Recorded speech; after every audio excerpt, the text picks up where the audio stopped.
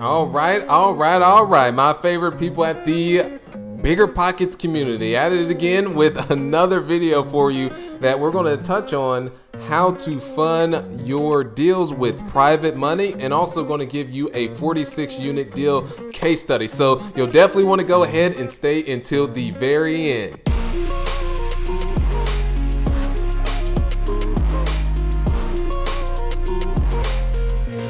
All right, you know the next steps. Those of you who are on the YouTube, I always call it the YouTube, it's just YouTube. But either way is go ahead and hit that subscribe button as well as the notification bell. The name is Sterling White. If you want more background on myself, don't want to take too much time going into that, you'll want to check out episode 308. Highly recommend you checking it out. So the first point is just keeping it simple, starting with your power base. People that know and trust you, and I would hope that they like you too, is that being fans, friends and family, and just having simple conversations with them. Some people you may have to catch up with that you haven't talked to in 2 to 3 years. And one thing I want to mention is just from the beginning, making it conversational and catching up versus saying, hey, I'm a real estate investor, this is what I'm doing, I want you to invest in my deals, is just keeping it very conversational. And I kid you not, you guys, is it will organically happen if there's a fit that they'll want to actually invest in your deals, or they start to see the passion that you have, and you start, let's say some of the conversations come up on where they ask you is, what types of deals or where are you investing in? Oh, well, I've actually considered getting into investing. So it'll organically happen.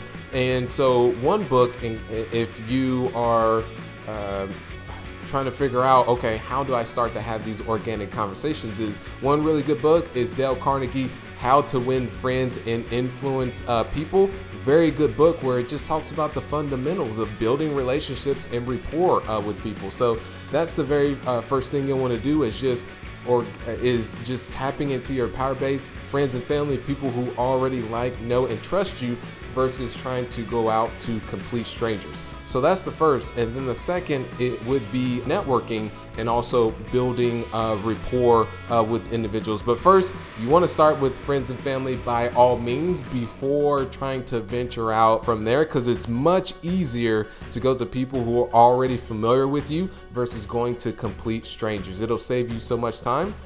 And the very first deal that I actually acquired when I had negative funds in my bank account was with someone I met at the gym, my CrossFit gym, when I was training for a Guinness World Record for the world's fastest fireman carry mile. I don't want to go too much into that. That's a whole nother story in itself. I ended up meeting that person at that CrossFit gym, and we just started organically. We were going to the library together. We were going out to eat at local Subways because I was the one that offered it. So that's what I could actually afford at that time. So, and then at one point is I just said, hey, how can I be of value to you and your business? And interesting enough is they were looking to diversify from multifamily investing to more of single family home investing. And there we go. That was the value creation of that they didn't have the time to find the deals, but they had the cash.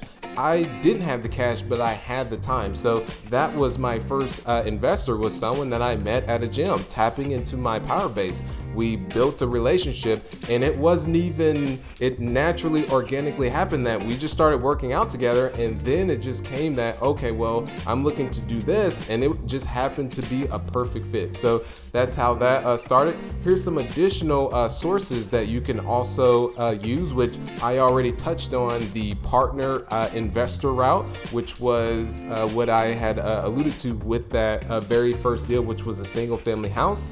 And then also the 46 unit deal, which is the case study that we're going to go into, that it all started with driving for dollars. So ended up finding the property, was driving a specific neighborhood in Indianapolis, saw that it needed work, pulled the public record, saw who owned the property, simply picked up the phone and gave them the pitch, hey, looking to buy your property. And it came down to that this was their last property that they were wanting to sell, and because they wanted out of the business. So that's a key sign of motivation. And then from there is ended up negotiating because the property was 60% occupied. So it's very tough to get financing on the property that has that occupancy because it's very risky from the lender standpoint.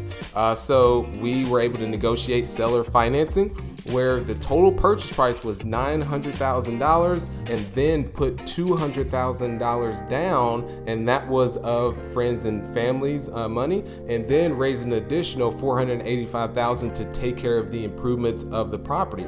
So that's how that deal was put together. And the average rents on that, it was lower income, was $500, and then we were pushing those up to it ranged between about $100 to $130 was the rent increase. So that was the business plan on that particular deal.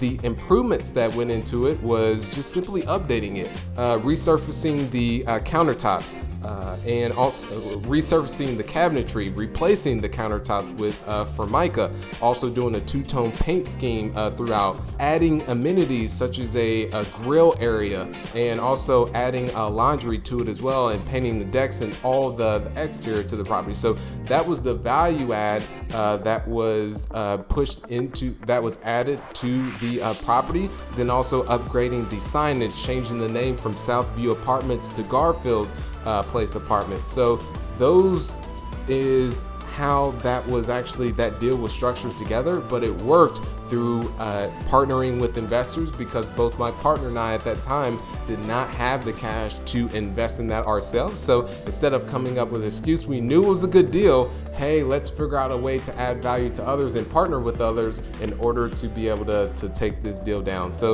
that was that very first deal, was the partner investor. That is also known as a syndication as well. And then the second source that you can use is crowdfunding, where you're simply pulling together smaller amounts of capital from a large amount of individuals to towards a project. So that's another route, and that's how started on the single family side, was doing crowdfunding. And then from there started to shift more to syndications when going the multifamily route, when you're dealing with larger numbers. And then the third is retirement accounts.